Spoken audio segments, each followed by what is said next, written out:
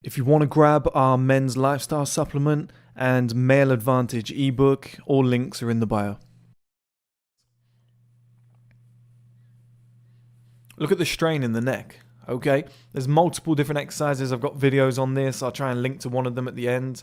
But there's multiple exercises that I do to strengthen down here. You can strengthen in here, the submental zone. The neck and the submental zone are full of triangles of muscles all padded together. There's so many muscles in here that we all disregard.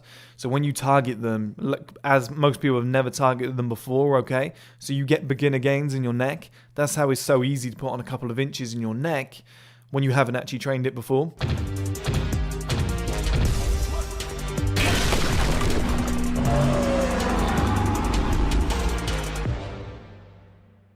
Okay guys, welcome back to another video. In this video we're going to be talking about how to thicken up your neck, how to get your neck bigger. I know a lot of you were in the comments in the last few months saying that my neck looked a lot bigger, I looked a lot more dominant. I'm going to break down the 4 things that I've done in order to increase my neck size, okay? So first and foremost, very simple, just lift heavy and increase your calories. It's very, very simple. However, there are studies that say that if you just do compound lifts and you don't do any neck exercises, there will be 0% gains in your neck. Now that's true if you're just doing compounds, because people think, oh, if you just deadlift, it's going to make your neck massive. Now you do get strain in your neck, but you're not targeting it specifically. But personally, as you can see on screen now, when I was skinny, when I first started doing all these exercises, when I first started working out, I was doing front raises, I was doing lateral raises, I was doing seated overhead presses, I was doing flies. And I'm telling you, every single one of those exercises would strain my neck, and I would feel like I had a proper neck workout afterwards. Even pull-ups, to be honest. Pull-ups really do strain your neck. Now, if you're just doing things like squats and bench press and whatever, yes, when you're building muscle and you're eating more calories, and you're gaining size, your body will overall pad out, okay? And muscle will distribute around the body.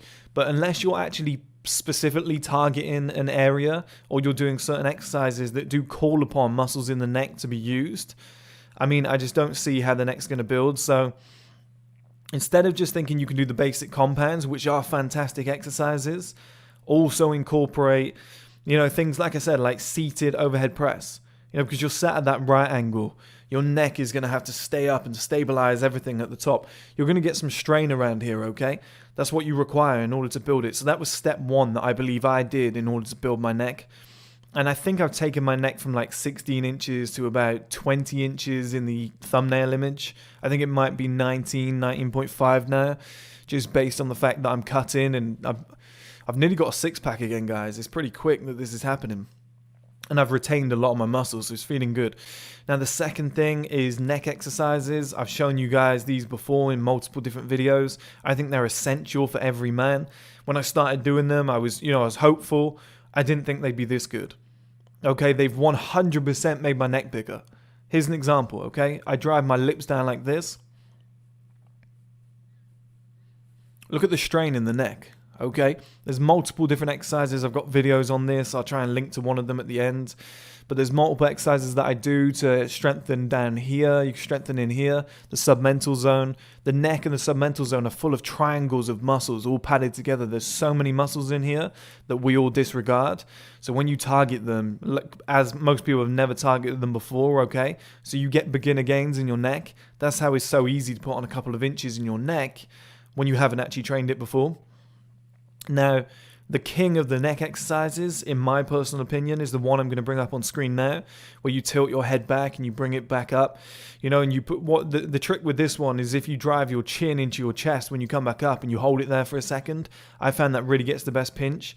However, this is a neck isolation exercise, so cup one of your hands behind your neck, behind your head to begin with.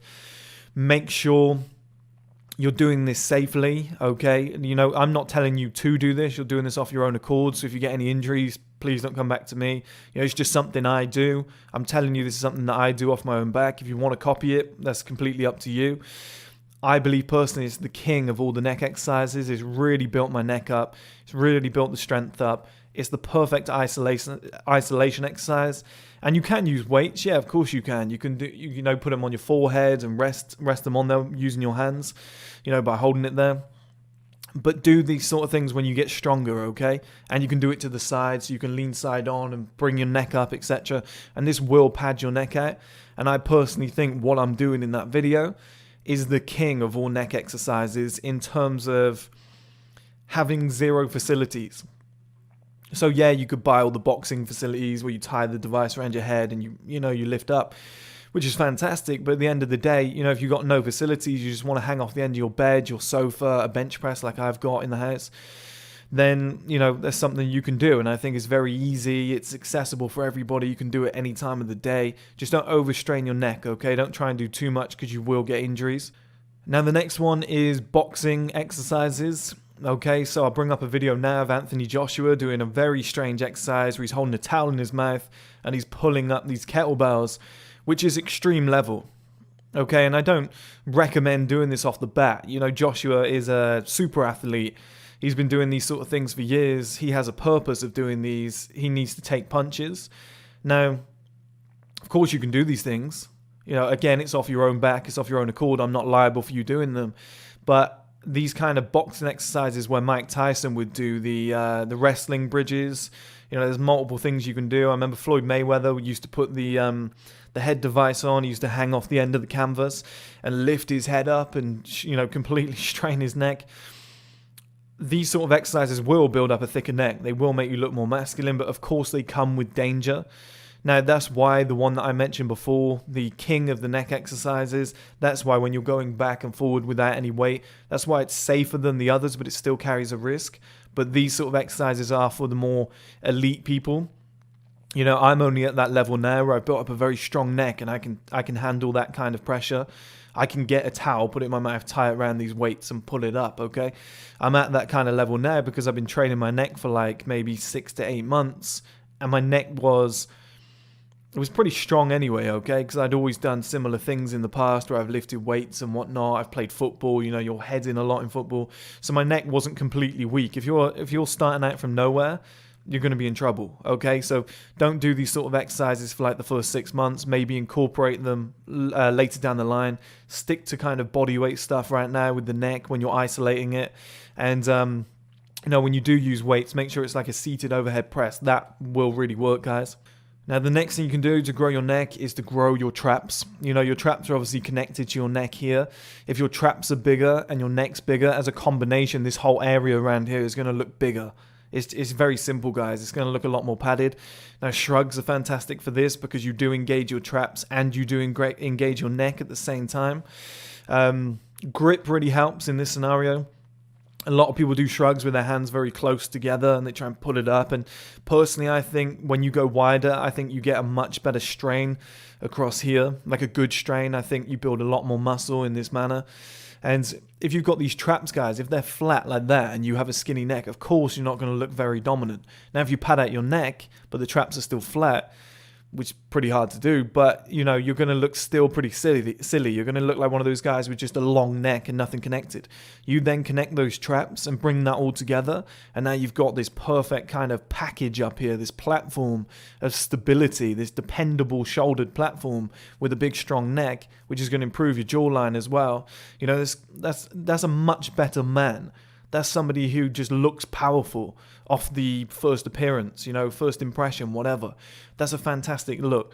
But that's the way I did it, guys. That's the 4 things that I continue to do on a daily basis. I'm going to add to this even more now. I think when I'm cutting, there's going to be more grooves and there's going to be more... There's going to be less body fat, so everything's going to look more angular in my neck. I think it's going to look even stronger. But one thing I'm going to start doing now a lot more is the boxing training. I think I could probably pull off the wrestling bridges right now. So I'll let you know how that goes as an update, but you'll probably see in all the videos my neck get even bigger, whatever. But I think it's a pretty good size right now for the size that I am. I don't want it to look stupid, but I've definitely increased my neck by like 4 to 5 inches by doing all these things. It's evident from the picture and the thumbnail at the start. That's why I've shown you the videos of the stuff that I've actually been doing when I was skinny, because now you can see the process. And I really hope it helps some of you guys, because You know, you have fitness, you have orthotropics, you have all these things that I'm teaching you to do. An area that gets disregarded is the neck. It's like the glutes. Men don't train glutes. Well, you know, start training glutes, start training your neck, start training your submental zone.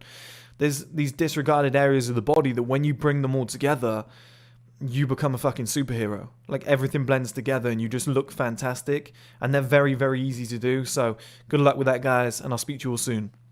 If you want to grab our men's lifestyle supplement and male advantage ebook, all links are in the bio.